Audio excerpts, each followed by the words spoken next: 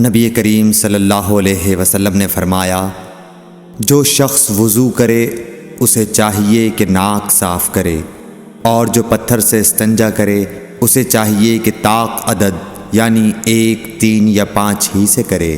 صحیح بخاری حدیث نمبر 161۔ رسول اللہ صلی اللہ علیہ وسلم نے فرمایا کہ جب تم میں سے کوئی وضو کرے تو اسے چاہیے کہ اپنی ناک میں پانی دے، پھر اسے صاف کرے، اور جو شخص پتھروں سے استنجا کرے اسے چاہیے کہ بے جوڑ عدد یعنی 1 یا 3 سے استنجا کرے، اور جب تم میں سے کوئی سو کر اٹھے تو وضو کے پانی میں ہاتھ ڈالنے سے پہلے اسے دھو لے، کیونکہ تم میں سے کوئی نہیں جانتا کہ رات کو اس کا ہاتھ کہاں رہا ہے۔ صحیح بخاری حدیث نمبر 162۔ عبداللہ بن عمر رضی اللہ تعالی عنہ کہتے ہیں کہ ایک مرتبہ رسول اللہ صلی اللہ علیہ وسلم ایک سفر میں ہم سے پیچھے رہ گئے، پھر تھوڑی دیر بعد آپ صلی اللہ علیہ وسلم نے ہم کو پا لیا اور عصر کا وقت آ پہنچا تھا۔ ہم وضو کرنے لگے اور اچھی طرح پاؤں دھونے کے بجائے جلدی میں ہم پاؤں پر مسح کرنے لگے۔ آپ صلی اللہ علیہ وسلم نے فرمایا، ایڑیوں کے لیے آگ کا عذاب ہے، 2 مرتبہ یا 3 مرتبہ فرمایا۔ صحیح بخاری حدیث نمبر 163۔ حضرت عثمان رضی اللہ تعالی عنہ نے وضو کا پانی منگوایا اور اپنے دونوں ہاتھوں پر برتن سے پانی لے کر ڈالا، پھر دونوں ہاتھوں کو 3 دفعہ دھویا، پھر اپنا داہنا ہاتھ وضو کے پانی میں ڈالا، پھر کلی کی، پھر ناک میں پانی دیا، پھر ناک صاف کی، پھر 3 دفعہ اپنا منہ دھویا اور کوہنیوں تک 3 دفعہ ہاتھ دھوئے، پھر اپنے سر کا مسح کیا، پھر ہر ایک پاؤں 3 دفعہ دھویا، پھر فرمایا، میں نے رسول اللہ صلی اللہ علیہ وسلم کو دیکھا کہ آپ میرے اس وضو جیسا وضو فرمایا کرتے تھے، اور آپ صلی اللہ علیہ وسلم نے فرمایا کہ جو شخص میرے اس وضو جیسا وضو کرے اور حضور قلب سے 2 رکعت پڑھے جس میں اپنے دل سے باتیں نہ کرے تو اللہ تعالیٰ اس کے پچھلے گناہ معاف کر دیتا ہے۔ صحیح بخاری حدیث نمبر 164۔ ابو ہریرہ رضی اللہ تعالیٰ عنہ لوگوں کے پاس سے گزرے اور لوگ لوٹے سے وضو کر رہے تھے۔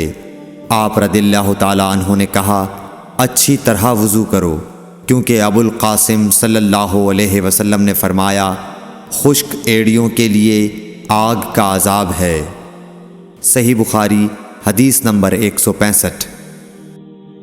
عبداللہ بن جریح نے عبداللہ بن عمر سے کہا، اے ابو عبد الرحمن، میں نے تمہیں 4 ایسے کام کرتے ہوئے دیکھا ہے جنہیں تمہارے ساتھیوں کو کرتے ہوئے نہیں دیکھا۔ وہ کہنے لگے، اے ابن جریح وہ کیا ہیں؟ ابن جریح نے کہا کہ میں نے طواف کے وقت آپ کو دیکھا کہ 2 یمانی رکنوں کے سوا کسی اور رکن کو آپ نہیں چھوتے ہو، دوسرے میں نے آپ کو سبتی جوتے پہنے ہوئے دیکھا، اور تیسرے میں نے دیکھا کہ آپ زرد رنگ استعمال کرتے ہو، اور چوتھی بات میں نے یہ دیکھی کہ جب آپ مکے میں تھے لوگ ذی الحج کا چاند دیکھ کر لبیک پکارنے لگتے ہیں اور حج کا احرام باندھ لیتے ہیں، اور آپ 8ویں تاریخ تک احرام نہیں باندھتے۔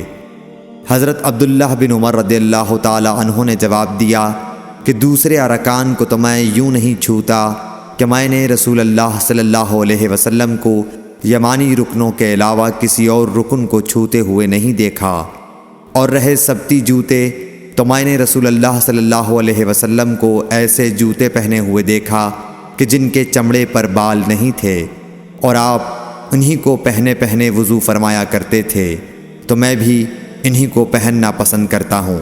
اور زرد رنگ کی یہ بات ہے کہ میں نے رسول اللہ صلی اللہ علیہ وسلم کو زرد رنگ رنگتے ہوئے دیکھا ہے، تو میں بھی اسی رنگ سے رنگنا پسند کرتا ہوں۔ اور احرام باندھنے کا معاملہ یہ ہے کہ میں نے رسول اللہ صلی اللہ علیہ وسلم کو اس وقت تک احرام باندھتے ہوئے نہیں دیکھا جب تک آپ کی اونٹنی آپ کو لے کر نہ چل پڑتی۔ صحیح بخاری حدیث نمبر 166۔ رسول اللہ صلی اللہ علیہ وسلم نے اپنی مرحومہ صاحبزادی حضرت زینب کو غسل دیتے وقت فرمایا تھا کہ غسل داہنی طرف سے دو اور اعضائے وضو سے غسل کی ابتدا کرو۔ صحیح بخاری حدیث نمبر 167۔ ام المومنین حضرت عائشہ رضی اللہ تعالی عنہا فرماتی ہیں کہ رسول اللہ صلی اللہ علیہ وسلم جوتا پہننے، کنگھی کرنے، وضو کرنے اور اپنے ہر کام میں داہنی طرف سے کام کی ابتدا کرنے کو پسند فرمایا کرتے تھے۔ صحیح بخاری حدیث نمبر 168۔ انس بن مالک رضی اللہ تعالی عنہ فرماتے ہیں کہ میں نے رسول اللہ صلی اللہ علیہ وسلم کو دیکھا کہ نماز عصر کا وقت آ گیا۔ لوگوں نے پانی تلاش کیا، جب انہیں پانی نہ ملا تو رسول اللہ صلی اللہ علیہ وسلم کے پاس ایک برتن میں وضو کے لیے پانی لایا گیا۔ رسول اللہ صلی اللہ علیہ وسلم نے اس میں اپنا ہاتھ ڈال دیا اور لوگوں کو حکم دیا کہ اسی برتن سے وضو کریں۔ حضرت انس رضی اللہ تعالیٰ عنہ کہتے ہیں کہ میں نے دیکھا کہ آپ کی انگلیوں کے نیچے سے پانی چشمے کی طرح ابل رہا تھا، یہاں تک کہ قافلے کے آخری آدمی نے بھی وضو کر لیا۔ صحیح بخاری حدیث نمبر 169۔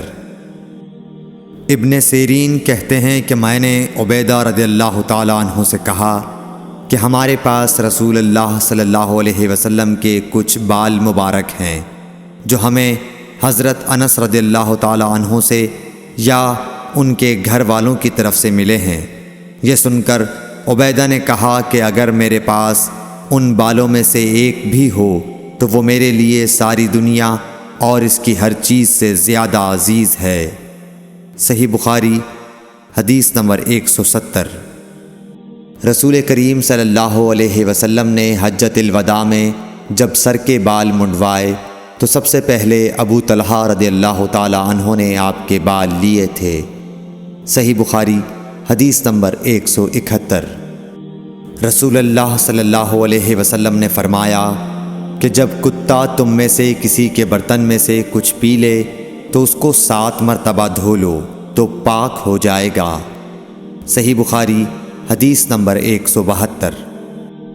رسول کریم صلی اللہ علیہ وسلم نے فرمایا کہ ایک شخص نے ایک کتے کو دیکھا جو پیاس کی وجہ سے گیلی مٹی کھا رہا تھا، تو اس شخص نے اپنا موزہ لیا اور اس سے پانی بھر کر پلانے لگا حتیٰ کہ اس کو خوب سیراب کر دیا۔ اللہ نے اس شخص کے اس کام کی قدر کی اور اسے جنت میں داخل کر دیا۔ صحیح بخاری حدیث نمبر 173۔ رسول اللہ صلی اللہ علیہ وسلم کے زمانے میں کتے مسجد میں آتے جاتے تھے، لیکن لوگ ان جگہوں پر پانی نہیں چھڑکتے تھے۔ صحیح بخاری حدیث نمبر 174۔ عدی بن حاتم کہتے ہیں کہ میں نے رسول اللہ صلی اللہ علیہ وسلم سے کتے کے شکار کے متعلق دریافت کیا تو آپ صلی اللہ علیہ وسلم نے فرمایا کہ جب تو اپنے سدھائے ہوئے کتے کو چھوڑے اور وہ شکار کر لے تو اس شکار کو کھا، اور اگر وہ کتا اس شکار میں سے خود کچھ کھا لے تو اس کو نہ کھائیو، کیونکہ اب اس نے شکار اپنے لیے پکڑا ہے۔ میں نے کہا کہ بعض دفعہ میں شکار کے لیے اپنے کتے چھوڑتا ہوں، پھر اس کے ساتھ دوسرے کتے کو بھی پاتا ہوں۔ آپ صلی اللہ علیہ وسلم نے فرمایا پھر مت کھا، کیونکہ تم نے بسم اللہ اپنے کتے پر پڑھی تھی، دوسرے کتے پر نہیں پڑھی۔ صحیح بخاری حدیث نمبر 175۔ رسول کریم صلی اللہ علیہ وسلم نے فرمایا کہ بندہ اس وقت تک نماز ہی میں رہتا ہے جب تک وہ مسجد میں نماز کا انتظار کرتا رہے، تا وقت کہ وہ حدث نہ کرے۔ ایک اجمی آدمی نے پوچھا کہ اے ابو ہریرہ، حدث کیا چیز ہے؟ انہوں نے فرمایا کہ ہوا جو پیچھے سے خارج ہو، جسے عرف عام میں گوز مارنا کہتے ہیں۔